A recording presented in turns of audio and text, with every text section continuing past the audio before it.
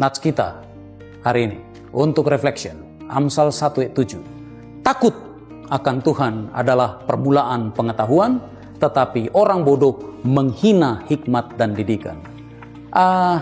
Saya secara khusus menyoroti 3 kata yang okelah kita memberikan kombinasi dengan imbuhannya dalam nats kita ini. Yang pertama kata takut, yang kedua permulaan, dan 3 menghina atau penghinaan.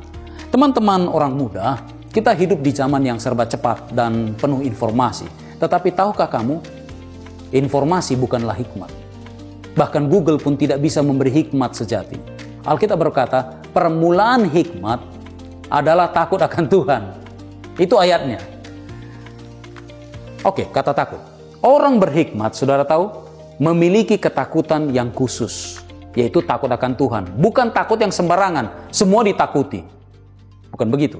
Takut akan Tuhan bukan berarti kita gemetar seperti takut petir atau film horor. Ini adalah rasa hormat yang dalam, kesadaran bahwa Tuhan adalah Raja yang kudus dan penuh kasih.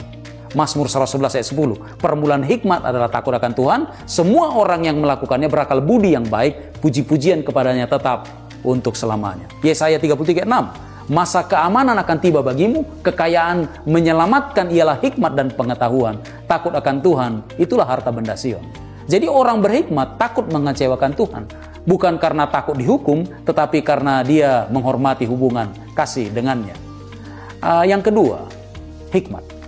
Saudara tahu, dalam hikmat yang ditekankan itu adalah proses, bukan sekedar hasil jadi atau final result. Tidak ada orang langsung jadi bijaksana dalam semalam, ujuk-ujuk pinter gitu ya. Bukan, kita bukan bicara pinter sini, hikmat. Hikmat itu dibentuk lewat pengalaman.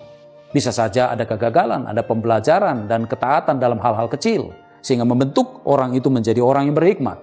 Yakobus 1 ayat 5, tetapi apabila di antara kamu ada orang atau ada yang kekurangan hikmat, hendaklah ia memintanya kepada Allah. Karena sekali lagi, sumber dari hikmat itu Allah, takut akan Tuhan, yang memberikannya kepada semua orang dengan murah hati dan dengan tidak membangkit-bangkit. Maka hal itu akan diberikan kepadanya. Pengkhotbah 7 ayat 14, jangan lupa, pada hari mujur bergembiralah, tetapi pada hari malang ingatlah bahwa hari malang ini pun dijadikan Allah seperti juga hari mujur. Supaya apa? Supaya manusia tidak dapat menemukan sesuatu mengenai masa depannya. Jadi jangan malu dengan kegagalanmu. Karena boleh saja Tuhan kadang menggunakan luka masa lalu untuk menembuhkan hikmat masa depan. Hikmat tidak datang lewat klik, klik, klik, begitu bukan. Tetapi lewat jalan hidup bersama dengan Tuhan. Dan yang terakhir, untuk reflection hari ini. Orang berhikmat tidak menghina didikan. Atau orang berhikmat tidak melakukan penghinaan. Mereka terus belajar dan bukan menolak. Orang muda sering merasa tahu segalanya.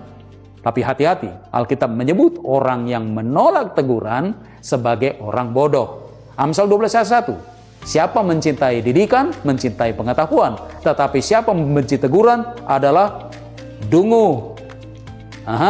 Ibrani 12 ayat 11. Ada di Perjanjian Baru bicara tentang hikmat. Memang tiap-tiap ganjaran pada waktu ia diberikan tidak mendatangkan sukacita. Tetapi duka cita, ya saya dikoreksi pertama bukan.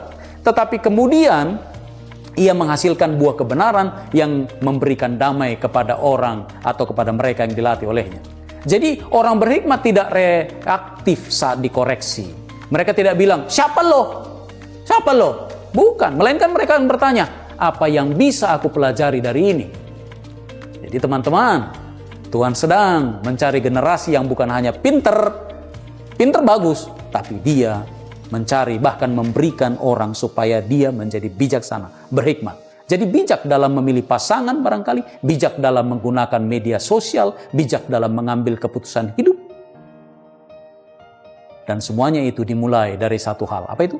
Takut akan Tuhan. Jadi kalau kamu ingin hidupmu bermakna, mulai dengan bersikap hormat kepada Tuhan, hiduplah dalam relasi yang dekat dengannya. Minta hikmatnya. Terima prosesnya dan belajarlah bahkan dari teguran.